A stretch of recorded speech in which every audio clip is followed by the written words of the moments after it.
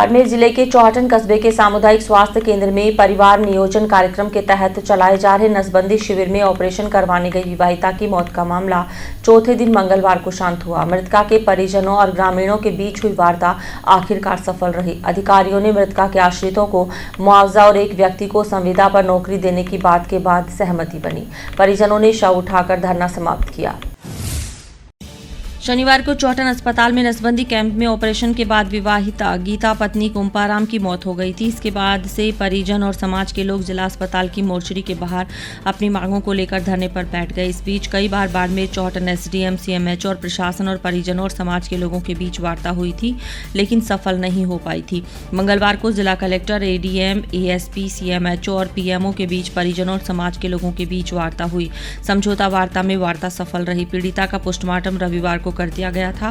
परिजन पीड़िता के शव को अपने गांव अंतिम संस्कार के लिए लेकर रवाना हो गए।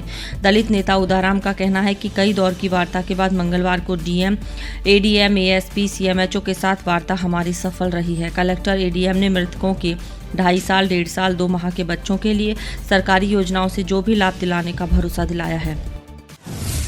कल वार्ताएं हुई एसडीएम और मेडिकल विभाग से, लेकिन उस पर हमारा कोई नतीजा नहीं निकला। आज सुबह ही जैसे ही 10 बजी तो एडीएम साहब ने कलेक्टर साहब के माध्यम से हमें समझौते के लिए बुलाया और हमारी जो टीम गई SC ST एकता मंच की, उस प्रतिनिधि मंडल से वार्ता सकारात्मक रही। एडीएम साहब और कलेक्टर साहब ने बच्चों की स्थिति को देखते हुए, परिवार की गरीबी को देखते हुए बिल्कुल उसको गंभीरता से लेकर के कंपनी के लोगों को बुला करके और कई दौर की वार्ता के बाद में 10+2 10 लाख का समझौता हमारे सहमति बनी और उस परिवार के एक सदस्य को उसकी योग्यता अनुसार संविदा पर और स्थानीय लेवल पर भी वहाँ CSC पर इनको रोजगार दिया जाएगा। और ये भी आश्वस्त किया है कि जो भी सरकारी योजनाएं, चाहे CM से भी हमें जिस प्रकार से हम उनको रिकमेंड करके ये केस भेजेंगे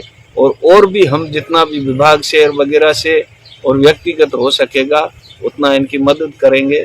इस बात पे हमारी सहमति बनी।